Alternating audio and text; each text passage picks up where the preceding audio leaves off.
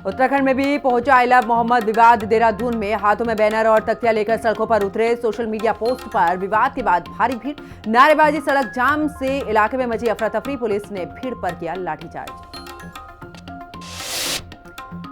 ऋषिकेश में पुलिस ने आस्था पथ पर चेकिंग शुरू की है।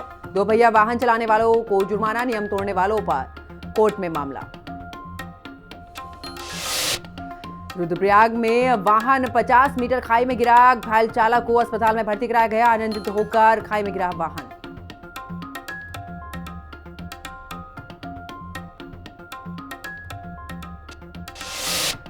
टनकपुर पिथौरागढ़ रोड पर 2.5 घंटे फंसे यात्री, सड़क धंसी, जाम में फंसे बच्चे, बुजुर्ग और महिलाएं। स्वाला में हर साल दोहराई जाती है परेशानी। मुसाफिरों ने डीएम से की है राहत की मांग।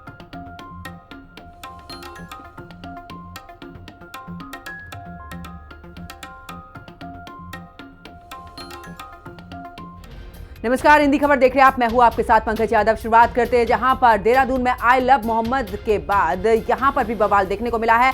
हाथों में बैनर और तख्तियां लेकर सड़कों पर उतरे हैं लोग। इतना ही नहीं, आपको बता दें कि सोशल मीडिया पोस्ट पर विवाद के बाद ये भारी भीड़ देखने को मिली है। जहां पर आपको बता दें कि अगर कुल मिलाकर बात करें कि यहां पर तो एक बार फिर से देहरादून की बात करें, देहरादून में भी आई लव मोहम्मद के बाद बवाल यहां पर देखने को मिला है। हाथों में बैनर और तख्तियां लेकर सड़कों पर लोग उतरे हैं। जहां पर आप देख सकते हैं सोशल मीडिया पर पोस्ट और उसके बाद ही विवाद हुआ है। पुलिस ने यहां पर इस भीड़ को हटाने की कोशिश की है और पुलिस ने भीड़ पर जब नहीं मानी है तो लाठीचार्ज भी किया है। तो आपको बता दें कि देहरादून में भी ये तस्वीर सामने आई जहां पर पुलिस ने यहां पर मोर्चा संभालते हुए इस भीड़ को तितर बितर किया है। लेकिन हाथों में बैनर और तख्तियां लेकर सड़कों पर उतरे हैं ये लोग। आई लव मोहम्मद के पोस्टर और बैनर लेकर ये सड़कों पर उतरे और ऐसे में नारेबाजी, सड़क जाम से इलाके में अफरा तफरी का माहौल भी देखने को मिला है।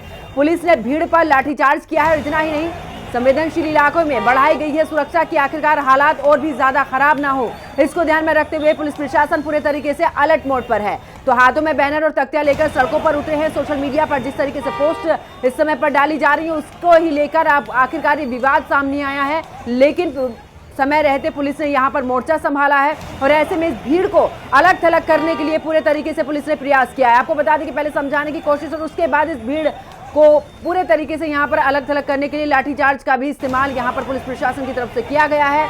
और अब माहौल आगे और ज्यादा खराब ना हो, इसको ध्यान में रखते हुए कुल मिलाकर अब जो है वो सुरक्षा कड़ी कर दी गई है। जो संवेदनशील इलाके हैं जहां पर इस तरीके के घटनाएं हो सकती हैं, इस तरीके से लोग इकट्ठा हो सकते हैं या कोई भी बड़ा विवाद पनप सकता है, उसको ध्यान में रखते हुए पुलिस प्रशासन ने पूरे तरीके से यहां पर सुरक्षा जो है वो बढ़ा दी है। तो बड़ी खबर, जहां पर सोशल मीडिया पोस्ट पर विवाद के बाद भारी भीड़, नारेबाजी, सड़क जाम से इलाके में अफरा तफरी का माहौल और साथ ही पुलिस ने भीड़ पर लाठीचार्ज भी किया है। तो बड़ी खबर, जहां पर आई लव मोहम्मद को लेकर अब आखिरकार एक बार फिर से देहरादून में ये तस्वीर देखने को मिली है। ज्यादा जानकारी के लिए हमारे सहयोगी शुभांगी हमारे साथ में जुड़ चुके हैं। शुभांगी, आखिरकार उत्तराखंड भी पूरा मामला पहुंच चुका है। हाथों में बैनर लेकर, पोस्टर लेकर ये लोग पहुंचे हैं, लेकिन पुलिस ने यहां पर काबू में ये पूरी भीड़ को किया है। फिलहाल आपके पास में क्या कुछ जानकारी है? बिल्कुल, देखिए, कानपुर से शुरू हुआ ये विवाद अब कई राज्यों तक पहुंच चुका है। उत्तराखंड में ये दूसरी बार देखने को मिला है, क्योंकि इससे पहले काशीपुर में आई लव मोहम्मद जुलूस जो है वो निकाला गया था। उस दौरान भी सांप्रदायिक माहौल जो है वो बिगाड़ने की कोशिश की गई थी। एक बार फिर से राजधानी देहरादून के अंदर बीती रात जो है ये इस तरीके की तस्वीरें जो है वो देखने को मिली, जहां बड़ी संख्या में मुस्लिम समुदाय के जो लोग हैं वो एकत्रित हुए। पटेल नगर थाना क्षेत्र में लालपुल के पास रात को जो है कई सारे लोग बड़ी संख्या में वहां पर एकत्रित हुए और नारेबाजी भी की गई। दरअसल गुलशन नाम के एक व्यक्ति ने सोशल मीडिया पर मुस्लिम संप्रदाय के एक नबी पर आपत्तिजनक कमेंट किया था, जिसको लेकर तमाम लोग जो हैं वो आक्रोशित थे और इसी आक्रोश में वो तमाम लोग एकत्रित हुए और वो लगातार कार्रवाई की भी मांग कर रहे थे और अपने साथ पोस्टर्स लेकर भी पहुंचे थे। आई लव मोहम्मद पोस्टर को लेकर जो विवाद लगातार पूरे देश के अंदर देखने को मिल रहा है अलग अलग राज्यों में, वो उत्तराखंड में भी अब कहीं ना कहीं नजर आ रहा है। और राजधानी के अंदर भी कल बड़ी संख्या में लोग पहुंचे, अपने हाथ में पोस्टर्स लेकर नारेबाजी भी की गई। ऐसे में जैसे ही सूचना पुलिस प्रशासन को मिली तो पुलिस प्रशासन वहां तत्काल पहुंचा, उन लोगों को समझाने की कोशिश की गई, लेकिन जब वो नहीं माने तो उन्हें लाठीचार्ज कर तितर बितर किया गया, उस भीड़ को अलग किया गया ताकि और माहौल ना बिगड़े। इसमें जो व्यक्ति गुलशन नाम जो मैं आपको बता रही हूँ उसको जो है हिरासत में ले लिया गया है। उसने सोशल मीडिया पर जो आपत्तिजनक कमेंट किया था उसको डिलीट करवा दिया गया है। लेकिन सबसे बड़ा सवाल यह है कि आखिर ये सांप्रदायिक माहौल बिगाड़ने की कोशिश कर कौन रहा है, क्योंकि केवल उत्तराखंड नहीं देश के अलग अलग राज्यों में इस तरीके का माहौल देखने को मिल रहा है। काशीपुर में भी हमने देखा था कि किस तरीके से लोग पुलिस पर जो है पथराव करते हुए नजर आ रहे थे। अब राजधानी के अंदर इस तरीके की तस्वीरें देखने को मिल रही हैं। सोशल मीडिया पर काबू करना भी अब अपने आप में एक महत्वपूर्ण चुनौती है, क्योंकि कोई भी व्यक्ति उसमें कोई भी आपत्तिजनक अगर टिप्पणी करता है, कोई पोस्ट डालता है तो एक बड़ा बवाल मचता हुआ नजर आ जाता है। बिल्कुल। और शिवांगी, क्योंकि त्योहारी सीजन शुरू हो चुका है, ऐसे में सवाल ये भी है कि त्योहारी सीजन शुरू हो चुका है, नवरात्रि चल रहे हैं, इसके बाद दीपावली है, तमाम त्योहार हैं। ऐसे में अब यहीं से इस तरीके का विवाद अगर शुरू होगा तो माहौल खराब हो सकता है। कुल मिलाकर अगर मैं उत्तराखंड की बात करूं, कौन कौन से ऐसे इलाके हैं जहां पर की पुलिस की सुरक्षा जो है वो कड़ी कर दी गई है? बिल्कुल देखिए, क्योंकि त्योहारी सीजन चल रहा है, नवरात्रि है, उसके बाद दिवाली है और कई सारे त्योहार है। ऐसे में माहौल अब ना बिगड़े इसको लेकर जो संवेदनशील इलाके हैं वहां पर पुलिस की जो संख्या है वो बढ़ा दी गई है, सुरक्षा बल जो है वो बढ़ा दिए गए।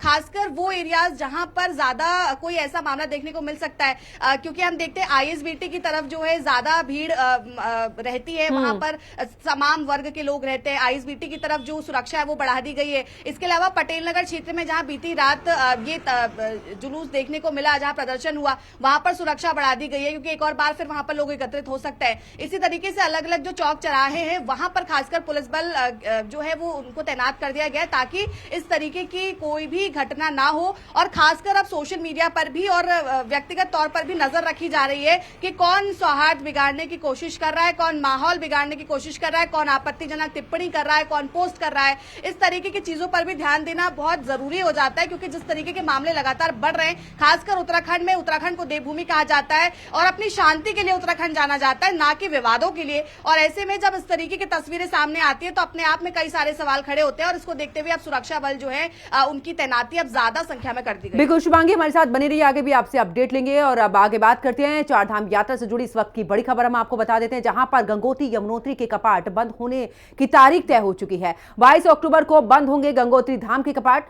अन्नकूट पर्व पर अभिजीत मुहूर्त में बंद होंगे कपाट और सुबह 11:36 पर विधि विधान के साथ में कपाट बंद हो गए। यमुनोत्री धाम की अगर बात करें तो कपाट 23 अक्टूबर को बंद होंगे। शीतकालीन में मुखवा गांव में होंगे यहां पर मां गंगा के दर्शन होंगे। और आपको बता दें कि अब जो है वो तारीखों का फिलहाल ऐलान हो चुका है कि कब कब यमुनोत्री और गंगोत्री के कपाट जो है वो बंद होंगे और उसके बाद अगली यात्रा की शुरुआत होगी। आपको बता दें कि यमुनोत्री धाम के कपाट 23 अक्टूबर को बंद हो जाएंगे, जिसमें से शीतकालीन में मुखवा गांव में होगी मां गंगा के दर्शन होंगे यहां पर। और चारधाम यात्रा से जुड़ी इस वक्त की बड़ी खबर हम आपको बता रहे, जहां पर गंगोत्री यमुनोत्री के कपाट बंद करने की तारीख तय हो चुकी है। और ऐसे में 22 अक्टूबर को बंद होंगे गंगोत्री के कपाट। वहीं अन्नकूट पर्व पर अभिजीत मुहूर्त पर कपाट बंद होंगे। सुबह 11:36 पर विधि विधान से यहां पर बंद होंगे कपाट। यमुनोत्री धाम की बात करें तो 23 अक्टूबर को यहाँ के कपाट भी बंद होंगे। शीतकालीन में मुखवा गांव में होंगे मां गंगा के दर्शन। और ऐसे में आपको बता दें कि चारधाम यात्रा से जुड़ी इस वक्त की बड़ी खबर।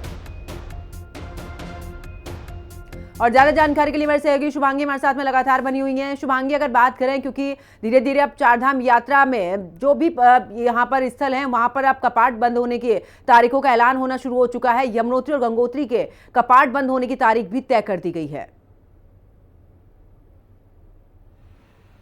बिल्कुल देखिए, साल में 6 महीने शीतकाल स्थल पर अपने चाहे वो गंगोत्री धाम हो या यमुनोत्री धाम हो, केदारनाथ, बद्रीनाथ, तमाम जो देवी देवता हैं वो सब अपने शीतकाल स्थल पर रहते हैं और 6 महीने के लिए उनके धामों के कपाट खोले जाते हैं। और अब धामों के कपाट बंद होने की तिथि जो है वो सामने आने लगी है। गंगोत्री और यमुनोत्री धाम के कपाट कब बंद होंगे इसका मुहूर्त निकाल लिया गया है। 22 अक्टूबर को गंगोत्री धाम के कपाट बंद होंगे, 11:36 पर कपाट बंद कर दिए जाएंगे। यमुनोत्री धाम के कपाट 23 अक्टूबर को बंद होंगे और उसके बाद से शीतकाल के लिए मुखबा गांव में, क्योंकि उनका शीतकालीन स्थल है, वहां पर जो लोग हैं, श्रद्धालु आते हैं दर्शन करने के लिए, वो वहां पर दर्शन कर पाएंगे। अब चारों धाम की अगर हम बात करें तो चारों धाम की तिथि अब बिल्कुल सामने आएगी और ऐसे में जो लोग अब दर्शन करना चाहते हैं, जो अभी तक धामों में दर्शन करने जा रहे थे, उनके लिए अभी भी मौका है कि उसके बाद भी वो दर्शन कर सकते हैं। उनके जो शीतकाल स्थल है, शीतकाल स्थल को भी बढ़ावा दिया जा रहा है। लगातार प्रधानमंत्री जब यहाँ पर पहुंचे थे तो उन्होंने भी इस बात को साफ तौर पर कहा था कि आप शीतकालीन स्थलों पर जाकर मां गंगा के दर्शन कर सकते हैं, आप बद्रीनाथ धाम के दर्शन कर सकते हैं, आप चारों धामों के दर्शन कर सकते हैं। और ऐसे में अब गंगोत्री धाम और यमुनोत्री धाम के कपाट बंद होने की तिथि सामने आ चुकी है और 22 और 23 अक्टूबर को ये धाम के कपाट बंद हो जाएंगे। बहुत बहुत शुक्रिया शुभांगी, हमारे साथ जुड़ने के लिए, तमाम जानकारी साझा करने के लिए। आगे बात करते हैं यूके SSSC पेपर लीक मामले की जांच अब देश की सबसे बड़ी जांच एजेंसी यानी कि सीबीआई करेगी। ऐसा इसलिए कह रहे हैं क्योंकि मुख्यमंत्री पुष्कर सिंह धामी ने धरना स्थल पर पहुंचकर आंदोलनकारी छात्रों के सामने पेपर लीक मामले की जांच सीबीआई से कराने का ऐलान कर दिया है। साथ ही ये परीक्षा भी स्थगित होगी। एसआईटी की जांच रिपोर्ट के आधार पर प्रदेश सरकार ने यह बड़ा फैसला लिया है। माना यह भी जा रहा है कि इसके बाद छात्रों का धरना खत्म हो जाएगा। यहां देहरादून में खुद सीएम धामी ने धरना स्थल पर आंदोलनकारी छात्रों से बातचीत की और मौके पर पेपर लीक मामले की सीबीआई जांच वाली जो फाइल है उसे तलब और साथ ही प्रदेश सरकार की तरफ से संतुष्टि देते हुए उसमें हस्ताक्षर भी किए हैं। इसके बाद ये फाइल केंद्र सरकार के पास जाएगी, वहां से मंजूरी मिलते ही मामले की सीबीआई जांच शुरू हो जाएगी। रिपोर्ट देखिए। यूके SSSC पेपर लीक मामले पर आंदोलनरत युवाओं के समर्थन में धामी सरकार ने राहत देने वाला बड़ा फैसला लिया है। उत्तराखंड के मुख्यमंत्री पुष्कर सिंह धामी ने खुद देहरादून धरना स्थल पर जाकर आंदोलन पर बैठे युवाओं से बातचीत की। इस दौरान उन्होंने सीबीआई जांच की सिफारिश की है।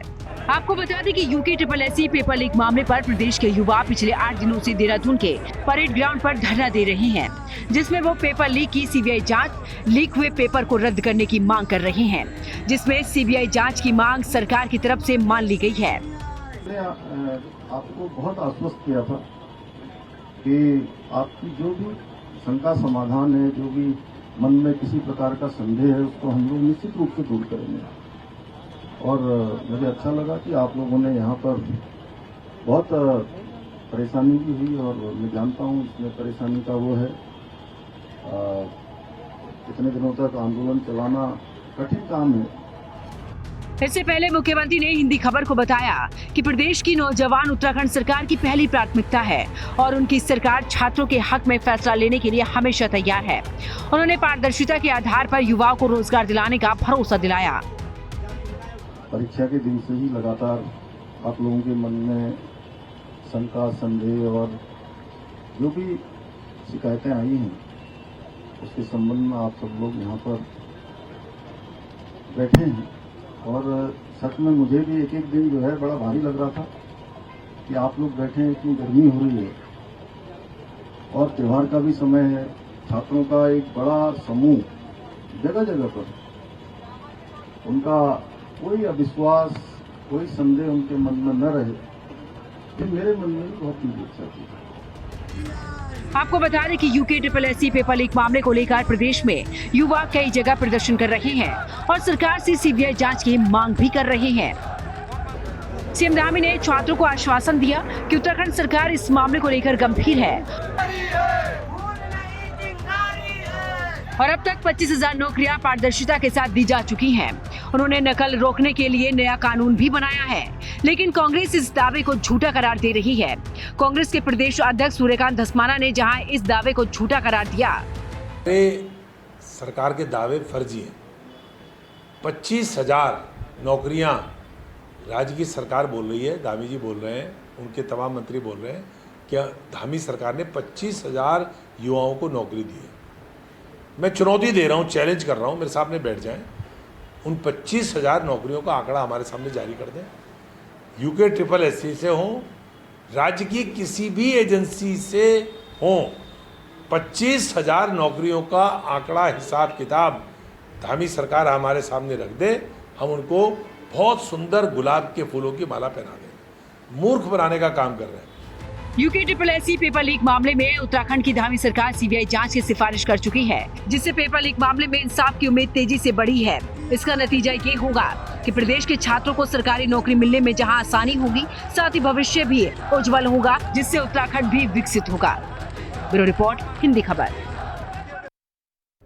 मुख्यमंत्री पुष्कर सिंह धामी ने आज उत्तराखंड अधीनस्थ सेवा चयन आयोग की आयोजित परीक्षा में सामने आए पेपर लीक मामले की सीबीआई जांच कराने पर सहमति दे दी है। मुख्यमंत्री धामी अचानक से देहरादून के परेड ग्राउंड में आंदोलन कर रहे उत्तराखंड बेरोजगार संघ के युवाओं के बीच में पहुंचे। उनकी मांगे उन्होंने सुनी। उन्होंने युवाओं द्वारा इतनी कड़ी धूप और गर्मी में प्रदर्शन किए जाने की सराहना करते हुए कहा कि सरकार ने पूरी पारदर्शी परीक्षा प्रक्रिया अपनाते हुए 25,000 से अधिक युवाओं को सरकारी नौकरी दी है।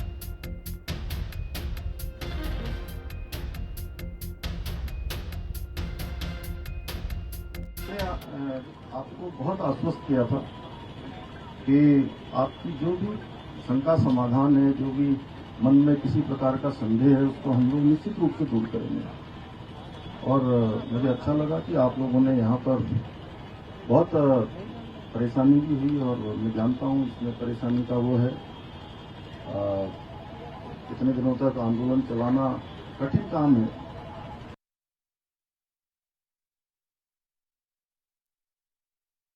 देखिए, मुख्यमंत्री जी ने अभी यहाँ पर आए और मैं जब से राज्य के मुख्यमंत्री बने हैं तब से वो पहली बार किसी धरने पर आ रहे हैं। इसके लिए मुख्यमंत्री पुष्कर सिंह धामी जी का बहुत बहुत आभार।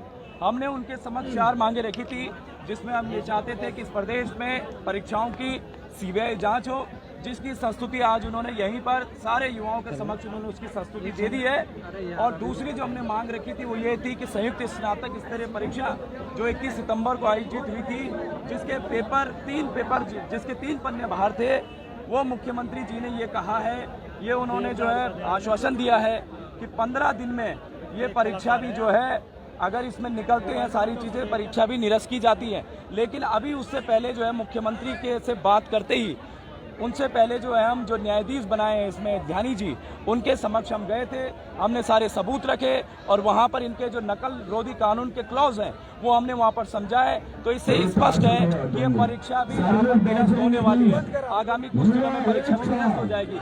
इसके अलावा जो प्रदेश के मुकदमे हुए हैं प्रदेश के युवाओं में, तो चलिए आगे बात करते हैं UKSSC परीक्षा पेपर लीक की जांच की मांग उत्तराखंड प्रदेश कांग्रेस हाई कोर्ट के सिटिंग जज की निगरानी में सीबीआई से करवाने की मांग पहले ही दिन से कर रही थी। आज सीएम धामी ने खुद धरना स्थल पर पहुंचकर धरना दे रहे युवाओं को जांच सीबीआई से करवाने के संतुष्टि केंद्र को भेजने की घोषणा की है। इससे युवाओं ने इसे अपनी जीत बताया। ये सब युवा शिक्षित होने का परिचय है। आप अपने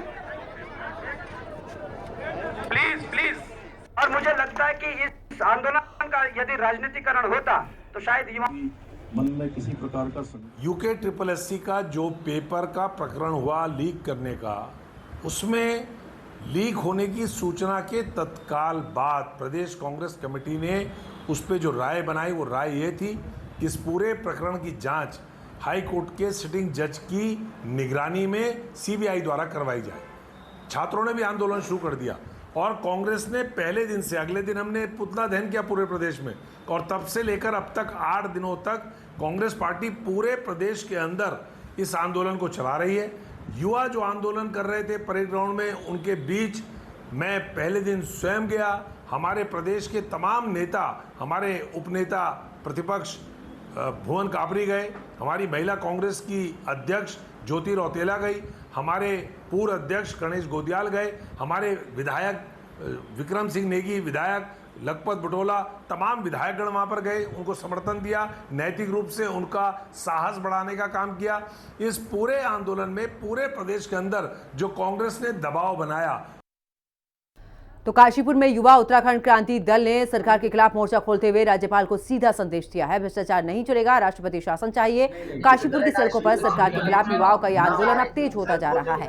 युवा उत्तराखंड क्रांति दल ने कार्यकर्ताओं ने भी भर्ती घोटाले और UKSSC पेपर लीक को लेकर भी कड़ा विरोध यहां पर जताया और साथ ही SDM काशीपुर के जरिए राज्यपाल को ज्ञापन सौंपा। बहुत परेशान है सर, आपके छात्र हैं। परसों से एक बात के ऊपर केवल हमारी लड़ाई जो चल रही है, ये बच्चे बेचारे बहुत परेशान हैं और ये कोई राजनीतिक मुद्दा नहीं है, ना ये कांग्रेस का, ना बीजेपी का, ना किसी भी राजनीतिक पार्टी का मुद्दा नहीं है। हमारे बच्चे हैं और हमारे कल का उत्तराखंड का और हमारे देश का भविष्य है। लड़ाई केवल इतनी चल रही है कि जिस प्रकार से पेपर में धांधली हो रही है, पेपर लीक हो रहा है, वो लीक इस प्रदेश में नहीं होने चाहिए। बहुत सारे बच्चे ओवरएज हो रहे हैं, बहुत सारे बच्चों का भविष्य अधर में है। मैं अभी बहुत सारी अपनी बेटियों से बात कर रहा था, उनकी ओवर एज हो रही है, जो शादी नहीं कर पा रही, नौकरी नहीं है, घर में बहुत बुरी हालत है। अब स्थिति क्या हुई, परसों तरसों ये बच्चे अपनी परमिशन लेने के लिए एसडीएम साहब के पास आए। एसडीएम साहब के यहाँ से बाकायदा जो एक होता है कि एक आख्या भी दी जाए, एसएचओ आख्या दिया जाए, वहां पर ये गए। एसएचओ साहब ने आख्या लेने के बाद और अपना पूरा जो एक जुलूस के पत्रावली, पूरी नियमावली होती है, उस नियमावली भी दी गई और उसके बाद वो देने के बाद उसको फिर व्हाइटनर लगा के हटा दिया गया। मेरा केवल इसमें जो विरोध है, केवल इस बात का विरोध है कि अभी हमारे काशीपुर में जो घटना घटित हुई, प्रशासन उस चीज को बड़े जोर शोर से कह रहा है कि साहब वहां पर जो हुआ वहां पर बिना अनुमति के हुआ।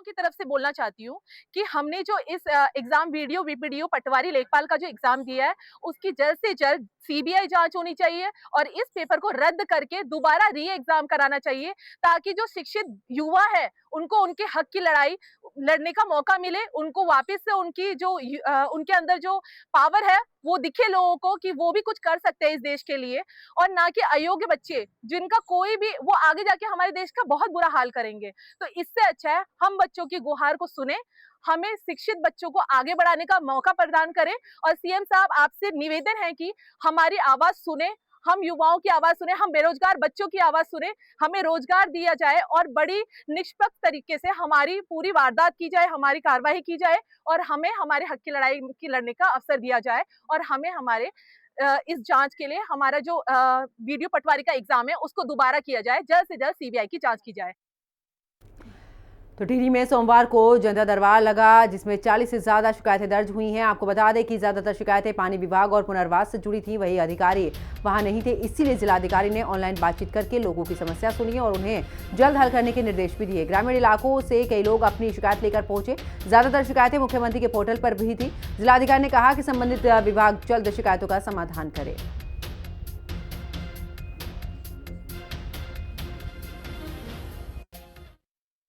माननीय मुख्यमंत्री जी के हमेशा से निर्देश रहे हैं कि त्वरित निस्तारण हो और मुझे लगता है कि सीएम हेल्पलाइन काफ़ी प्रभावी बन गई है और क्योंकि मुख्यमंत्री जी खुद भी उसकी स्वयं समीक्षा करते हैं, तो हमने देखा है कि सीएम हेल्पलाइन में हार्डली हमारी जो कंप्लेंट्स है वो कोई भी 15 दिन से ऊपर नहीं जाती हैं। लोग उसको प्राथमिकता पे देखते हैं और लोगों का निस्तारण भी होता है। हाँ, सीएम हेल्पलाइन में कुछ लोगों की मांगें ज़रूर आती हैं कि कोई कहता है कि मेरे यहाँ सड़क बना दो या कोई नया कुछ प्रस्ताव कहते हैं, तो उसको हम लोग मांग के उसमें डाल के उन शिकायतों को क्लोज कर देते हैं, क्योंकि वो शिकायतें नहीं होती, मांग होती है। अदरवाइज शिकायतों का निस्तारण बहुत अच्छे से हो रहा है। तो रुद्रप्रयाग में देर रात श्रीनगर से रुद्रप्रयाग आ रहा एक वाहन नरकोटा के पास बद्रीनाथ हाईवे पर अनियंत्रित होकर लगभग 50 मीटर नीचे जाकर खाई में गिर गया। वाहन में केवल चालक ही था, जो भी गंभीर रूप से घायल हो गया। सूचना मिलते ही आपदा राहत टीम मौके पर पहुंची और चालक को सुरक्षित बाहर निकालकर एम्बुलेंस से जिला अस्पताल पहुंचाया।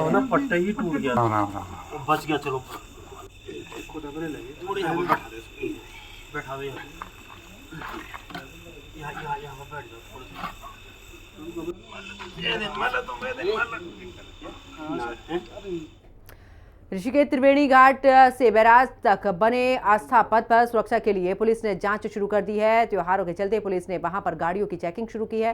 नियमों के बावजूद दोपहिया वाहन चलाने वाले 10 लोगों का पर भी जुर्माना लगाया गया है। जो कि जुर्माना नहीं भर पाए उनके खिलाफ कोर्ट में मामला भेज दिया गया है। पुलिस संदिग्ध लोगों की पहचान कर उनकी जांच भी कर रही है। चौकी प्रभारी दिनेश कुमार ने भी बताया है कि पुलिस कप्तान अजय सिंह के आदेश से ये जांच अभियान चलाया जा रहा है, ताकि सब सुरक्षित रहें और कोई परेशानी ना हो। उधर Tanakpur Pithoragarh all weather road का स्वाला डेंजर जोन एक बार फिर से मुसाफिरों के लिए मुसीबत बन गया है। सड़क धंसने की वजह से यहां पर भारी जाम लग गया, जिसमें यात्रियों को 2.5 घंटे तक फंसे रहना पड़ा। बच्चों और महिलाओं को सबसे ज्यादा परेशानी हुई है। लोगों ने कहा कि सड़क सिर्फ नाम की ऑल वेदर है, बल्कि जबकि यहाँ पर अगर बात करें तो बारिश में अक्सर बंद रहती है और रात में भी आवाजाही रोक दी जाती है। करोड़ों रुपए खर्च होने के बावजूद विभाग इस डेंजर जोन का समाधान नहीं कर पाया है। यात्रियों ने डीएम चंपावत से मांग की है कि जल्द से जल्द सड़क दुरुस्त की जाए और यात्रियों को सुरक्षित बनाया जाए। में फंसे हुए जो यहाँ पर लोगों को और जनता को ठगा जा रहा है, लगातार लोगों को आप देख रहे होंगे, बरसात के बाद जो मौसम बिल्कुल रुक सा गया, उसके बाद भी ये रोड खुल नहीं रही है। ऑल वेदर रोड के नाम पे जो लोगों को एक झुंझुना ये पकड़ा गया और लगातार देखो एम्बुलेंस यहाँ पर खड़ी है और यात्री यहाँ पर बहुत देर से परेशान हैं। न यहाँ पर खाने की कोई व्यवस्था है, न कोई अच्छे होटल यहाँ पर हैं। तो हम कहना चाहेंगे कि यहाँ जिला अधिकारी जो चंपावत हैं, हम उनसे भी विशेष अनुरोध करेंगे कि लगातार जो ये रोड है, इस सड़क को सुचारू रूप से किया जाए और जो यात्रियों को परेशानी हो उस परेशानी को ध्यान दिया जाए। और इस बुलेटिन में फिलहाल इतना ही। आप देखते रहिए हिंदी खबर।